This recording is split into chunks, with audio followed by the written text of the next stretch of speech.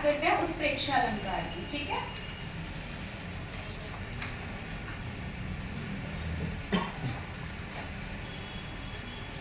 ठीक है। तो उत्प्रेक्षा अलंकार क्या होता है हमारा? उत्प्रेक्षा अलंकार, यहाँ उपमेय में ही उपमान की संभावना दर्शाई जाती है, उसे हम क्या कहते हैं? उत्प्रेक्षा अलंकार कहते हैं।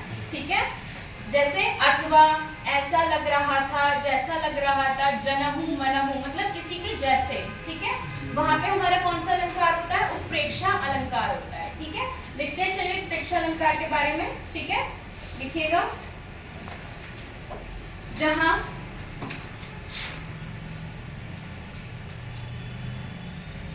उपमेय में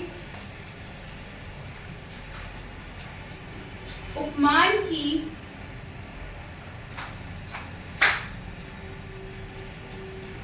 कल्पना या संभावना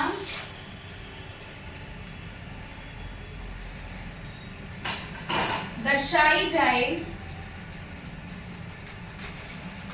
वहां उत्प्रेक्षा अलंकार होता है।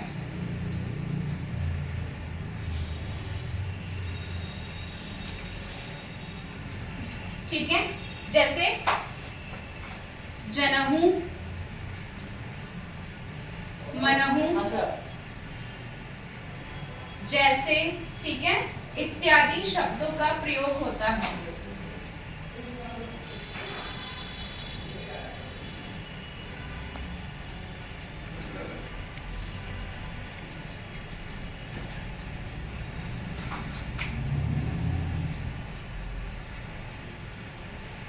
ठीक है, कहने का तात्पर्य यह है कि जहां उपमेय में उपमान की कल्पना या संभावना दर्शाई जाए, वहां उत्प्रेक्षा अलंकार होता है। ठीक है, जैसे जनहु मनहु जैसे इत्यादि शब्दों का प्रयोग होता है, उसे हम क्या कहते हैं? उत्प्रेक्षा अलंकार कहते हैं। ठीक है, आ रहा है समझ में?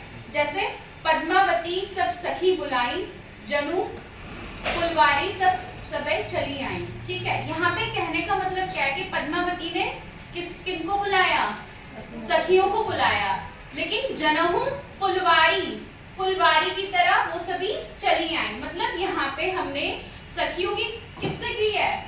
कल्पना, फूलों से की है। ठीक है, यानी किसकी तरह चली आई? वो कलियों की तरह चली आई। ठीक है, यहाँ पे क्या होता है? हम कल्पना कर लेते हैं। ठीक है, हमने क्या की है? कल्पना की है। ठीक है, पद्मावती ने बुलाया तो सखियों को था, ठीक है, लेकिन हमने कल्पना किससे की? उनकी कलियों से की। आया समझ में?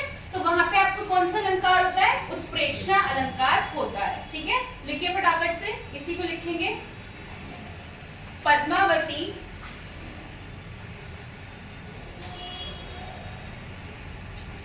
सब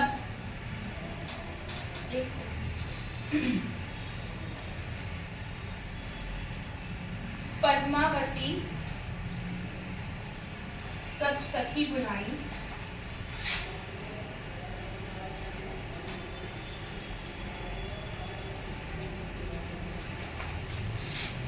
जानहु फुलवारी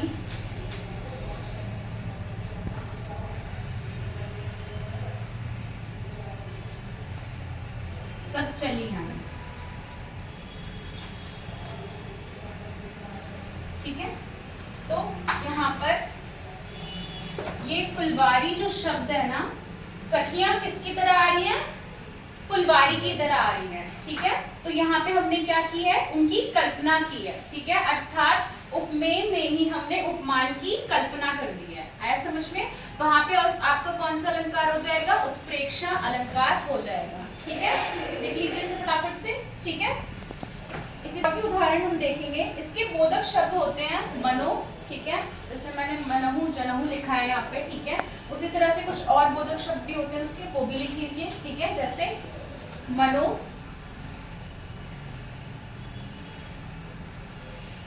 मानो,